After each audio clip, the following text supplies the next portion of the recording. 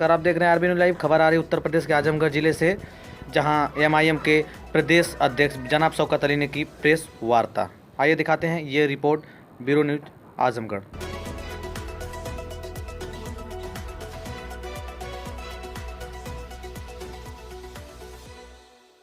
राष्ट्रीय अध्यक्ष जी कहते हैं हमेशा कि मंजिल दीवानों को मिलती है, तो हमारे अंदर दीवानगी है। और उत्तर प्रदेश के अंदर 2022 के इलेक्शन में इंशाअल्लाह ताला मजलिस इत्तेहादुल मुस्लिमीन अपने नुमाइंदों को जिता करके भेजेगी। कितने सीटों पर लड़ने की तैयारी है सर? 25% उत्तर प्रदेश में सीटों पे हम काम कर रहे हैं। हमारी तैयारी बन रहा है, उसकी बात कर रहे हैं या मैं अपनी बात कर रहा हूँ। 25% सीटों पर हम काम कर रहे हैं उत्तर प्रदेश में। अब ये राष्ट्रीय नेतृत्व तय करेगा कि हम कितनी सीटों पर चुनाव लड़ेंगे। जी। और ये जो जलसा जगह जगह आपने भी एक अपने संबोधन में बात कही थी कि आजमगढ़ तो छोड़िए, मैं पश्चिम यूपी के जिलों में जाता हूँ तो बहुत ही बड़ा जलसा मिलता है, वहाँ बहुत ही अपार जन समर्थन मिलता है। उसको देखकर हर्षित तो होते होंगे ना? नहीं, बिल्कुल बिल्कुल। तो मिलता होगा। 2014 से मैं उत्तर प्रदेश में एमआईएम के लिए काम कर रहा हूँ और शुरुआती दौर में मैं अकेले चलता था। आज अल्लाह का शुक्र है कि हमारे साथ एक बहुत बड़ा सैलाब है और उत्तर प्रदेश का मुसलमान अब नाम नहाज सेकुलर पार्टियों को जान चुका है। अब वो कतई समाजवादी या बहुजन समाज पार्टी या कांग्रेस के बहकावे में नहीं आने वाला है। वो अपनी पार्टी, अपनी जमात के साथ जाएगा। और कोई भी उत्तर प्रदेश में अगर गठबंधन बनता है बीजेपी को रोकने के लिए, अगर उस गठबंधन में मजलिस इत्तेहादुल मुस्लिमीन नहीं है तो वो गठबंधन नहीं बल्कि एक ठगबंधन कहलाएगा।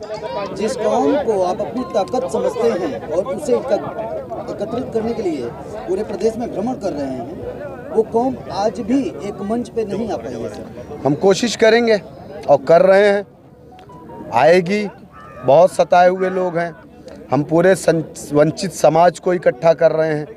जो भी लोग इस मुल्क के अंदर सताए हुए हैं, हम जो भी मनुवादी लोगों ने जिन लोगों को सताया है, जिन लोगों के उनके मूलभूत सुविधाओं को छीना है, हम उस वंचित समाज को अपने साथ लेकर के चलेंगे और आगे बढ़ेंगे। और लोग हमसे जुड़ रहे हैं और आगे भी जुड़ते रहेंगे। सेकुलरों में तो फिर तो काफी घमासान मचेगा। अब वो सेकुलर को तय करना है कि वो बीजेपी को रोकना चाहते हैं या नहीं रोकना चाहते हैं, या फिर ट्विटर और फेसबुक पे रोकेंगे। वो ज़मीन में तो मुझे नहीं कहीं दिख रहे हैं। लोग अपने ड्राइंग रूम में बैठ करके सियासत कर रहे हैं। सियासत ऐसे नहीं होती है। यकीनन बीजेपी की मैं जीत नहीं बल्कि विपक्ष की नाकामियां है जो बीजेपी इतनी बहुमत से सीट लेकर के आती है। विपक्ष की नाकामी है वो। आज आपने एक बात और कही कि खामोश हैं वो विपक्ष के लोग जो सदन में, पार्लियामेंट में विपक्ष की भूमिका निभा रहे हैं। बावजूद इसके आपने अकेले बब्बर शेर की भूमिका निभाने की बात कही है कि 403 विधानसभा में अकेला सिंगल एमएलए गया तो 402 को। भाई हमारे लीडर 543 के बीच में अकेले बोलते हैं और पूरा हिंदुस्तान सुनता है। होम मिनिस्टर कहता है कि ओवैसी जी हमको बोलने नहीं देते। तो इतना कमज़ोर हो जाता है हमारे लीडर के सामने जब इस देश का होम मिनिस्टर, तो आप अंदाज़ा कर लीजिए। तो 403 तो 543 से कम है ना। और ओवैसी साहब के हम लोग शागिर्द हैं, तो जाहिर सी बात है कि अपने उस्ताद के नक्शे कदम पर तो हम चलेंगे ना। तो यकीनन हम बात करेंगे। यहाँ तो गूंगे लोगों को लोग भेजते हैं विधानसभा के अंदर। उत्तर प्रदेश में मुसलमान अपने गूंगे नुमाइंदों को भेजता है जिनको बोलने नहीं आता। हम तो बोलने वाले लोग हैं। मजलिस इत्तेहादुल मुस्लिमीन एक ऐसी सियासी पार्टी है जहां गूंगे भी आकर के बोलने लगते हैं। ठीक। कल कोविड-19 की वैक्सीन को लेकर आपत्तिजनक बयान समाजवादी पार्टी के मुखिया ने दिया है, उसको किस नजरिए से देखते हैं? देखिए, उस पर अभी रिसर्च चल रहा है। अभी कुछ लोगों को लगा, तो अनिल विज को पहली लगी थी, वो बीमार हो गए, हॉस्पिटल चले गए थे। अभी एक को और लगा है, एक डॉक्टर को लगा है, वो भी इमरजेंसी में चला गया है। मुझे तो लग रहा है कि सबसे पहली वैक्सीन मोदी जी और योगी जी को लगाना चाहिए और उस पर ट्रायल करना चाहिए। भाई, देश का जो मुखिया है सबसे पहला ट्रायल उन पे होना चाहिए। हाँ, प्रदेश के अंदर योगी जी को लगना चाहिए, देश के अंदर जो है उनको लगना चाहिए, क्या नाम है आपका, मोदी जी को। तीसरी वैक्सीन अमित शाह को लगनी चाहिए। किसान आंदोलन के साथ हैं हम। भारतीय जनता पार्टी जो आरोप लगा रहे हैं कि भारतीय जनता पार्टी नफरत को बढ़ावा दे रही है, बिल्कुल दे रही है। कहीं कहीं सर आप भी तो उसमें सम्मिलित हैं। कहाँ पे बताइए आप? विशेष धर्म को टारगेट करके जो है भाई दलित की बात करता है तो वो गलत नहीं है, यादव की बात करता है गलत नहीं है। हाँ, मुसलमान की बात करता है। इस मुल्क के अंदर सबसे पसमानदा कौन है? Sachar committee, Ranganath Mishra commission, Kundu commission, Mahmood Rahman committee, Gopal commission, तमाम रिपोर्ट ये कहती है कि इस मुल्क का मुसलमान पसमानदा है। तो जो पसमानदा है, दबा कुचला है, उसको आप ऊपर लाएंगे कि नहीं लाएंगे? तो अगर उसकी आवाज़ उठाना गलत है तो ये गलती मैं बार बार करता रहूँगा। आज जिसकी सदस्यता के लिए आपने ये कार्यक्रम में अपनी भूमिका निभाई है वो आयोजक अतीक फराई साहब हैं। जी जी। इन्होंने आज पार्टी की रुकनियत भी ली है, सदस्यता ली है, और इनको फरियाँ जिला पंचायत से इनको चुनाव भी लड़ाएगी पार्टी। इनको कैंडिडेट भी डिक्लेयर किया जा रहा है आज।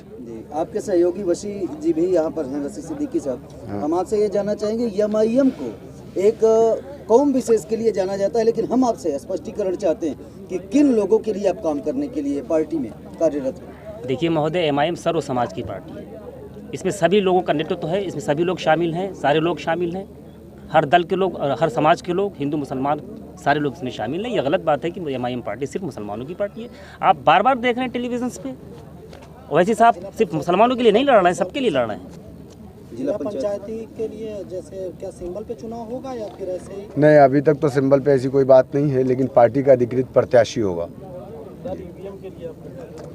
क्या ईवीएम? सर हम सुन रहे थे कि ईवीएम ज़्यादातर हैक हो रहा है। तो सर लाइव डेमो चला है, पार्लियामेंट में लाइव डेमो चला है, अपोजिशन के किसी एमपी ने चलाया है, लेकिन ये बड़े शर्म की बात है कि अभी भी ईवीएम पर करवा जारी है। के लिए आपका क्या रहा है? भाई देखिए, ईवीएम तो कांग्रेस के ज़माने में आई है। अगर ईवीएम का मामला है तो फिर राजस्थान में भी फिर से इलेक्शन होना चाहिए, फिर दिल्ली में भी होना चाहिए, और फिर इसके पहले जितनी कांग्रेस की सरकारें रही हैं, इसका मतलब वो सब भी ईवीएम हैक किया गया है। तो मेरा मानना यह है कि ईवीएम कुछ नहीं है, दिमाग को हैक किया गया है, लोगों के दिमाग को हैक कर लिया गया है। ईवीएम कुछ नहीं। लोकतांत्रिक प्रक्रिया से चुनाव सही हो रहे? नहीं, मैं अब इसको 100 मैं तो अब हो रहा है, तो अगर गलत हो रहा है तो आप विरोध करिए उसका। अगर गलत हो रहा है तो सबसे पहला विरोध तो मीडिया को करना चाहिए। आप समाज के चौथे स्तंभ हैं देश के, तो सबसे पहला विरोध तो आपको करना चाहिए ना। सर राहुल गांधी जी ने जो है आरोप लगाया है कि देश में लोकतंत्र है ही नहीं, उससे आप कितना इत्तेफाक? तो राहुल गांधी क्या कर रहे हैं, क्यों खामोश हैं? ट्विटर पे खाली आरोप लगाएंगे, सांसद भवन में क्यों नहीं जाकर के बोलते हैं, क्यों वहाँ खामोश रहते हैं? रोड पे आना चाहिए। अगर लोकतंत्र की हत्या हो रही है तो राहुल गांधी को रोड पे आना चाहिए। ओवैसी साहब तो हर जगह बोल रहे हैं, तो राहुल गांधी क्यों नहीं बोल रहे हैं? सर लेकिन रोड पे तो नहीं, मंदसौर के अंदर, मध्य प्रदेश के अंदर वो मस्जिद के ऊपर जाकर के भगवा झंडे जालिमों ने लगाए, प्रशासन मौजूद था। तो ये राहुल गांधी और उनके एक बहुत बड़े नेता वहाँ पे दिग्विजय सिंह, जो बार बार ओवैसी साहब को कहते हैं बीजेपी के एजेंट, तो वो क्यों नहीं बोल रहे हैं? ओवैसी साहब ही क्यों बोल रहे हैं? क्या हम लोकतंत्र में, हम यहाँ का हिस्सा नहीं है क्या? भाई मुसलमान, आप बाबरी मस्जिद शहीद होती है तो राहुल गांधी खुश होते हैं, बाबरी मस्जिद में ताला लगता है तो राहुल गांधी के पप्पा लगवाते हैं, बाबरी मस्जिद के अंदर मूर्ति रखती है तो उनके पप्पा लगवाते हैं, बाबरी मस्जिद तोड़ दी जाती है, उसका फैसला आ जाता है सुप्रीम कोर्ट से, जब वो हिंदुओं को राम जन्मभूमि को वाले को दी जाती है तो राहुल गांधी उस पर ट्वीट करते हैं और मुबारकबाद देते हैं। लेकिन सर ये भी तो सच्चाई है, आप कभी न कभी यूपीए 2 के हिस्सा भी थे, यूपीए 1 यूपीए 2 तो कांग्रेस के हिस्सा नहीं थे ना, यूपीए के थे ना। बाबरी मस्जिद का जो ताला खुला है उससे पहले खुला था, लेकिन फिर भी तो आप उसके एक हिस्सा थे कांग्रेस के। कांग्रेस क्यों नहीं छोड़ी? जहर दो किस्म का होता है, सांप जो है दो किस्म का होता है। एक पानी में जो टहलता है वो काटता है, आप मरते नहीं। एक सांप काट लेता है, आप तुरंत मर जाते हैं। तो हम ज़्यादा जहरीले से बेहतर समझते हैं कम जहरीले से कटवा लें। सर एक सवाल। हाँ जल्दी। सर जैसे भाजपा कुछ पार्टियां इल्ज़ाम लगाती हैं एमआईएम पे कि भाजपा के एजेंट है, तो इसमें आपका क्या है? देखिए, भाजपा की बी टीम हमको कहते हैं वो लोग। हमारा वजूद कहाँ से है? तेलंगाना से। तेलंगाना स्टेट में बीजेपी की गवर्नमेंट कभी बनी? जब वो इसके पहले आंध्रा था तब भी बनी?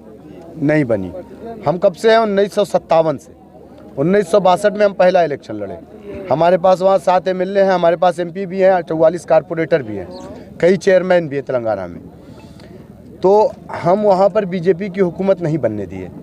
हम बी टीम है, तो ए टीम की हुकूमत होनी चाहिए थी, लेकिन नहीं बनी। तो अगर हम बी टीम बन करके बीजेपी को तेलंगाना में हम नहीं आने दिए, तो मैं चाहूँगा कि सपा बसपा कांग्रेस भी बीजेपी की बी टीम बन जाए, ताकि यहाँ से भी बीजेपी ख़त्म हो जाए। तो ये इल्ज़ाम, इस तरीके के इल्ज़ाम लगेंगे, कांग्रेस ही बीजेपी है, बीजेपी ही कांग्रेस है।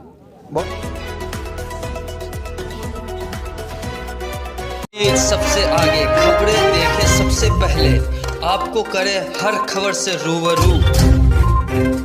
आगे ऐसे और खबरें देखने के लिए RVnews.live को सब्सक्राइब करें, हमारे चैनल के साथ बने रहें। बदलेगा खबरों का अंदाज, बदलेगा खबरों का मिजाज, बुलंद होगी जनता की आवाज, आपका सरोकार, असल मुद्दों की पुकार, पत्रकारिता की धार, खेत खलियान, महिलाओं का सम्मान, देश के नौजवान, जनता मांगे समाधान, सड़क पर घमासान, भ्रष्टाचार से परेशान।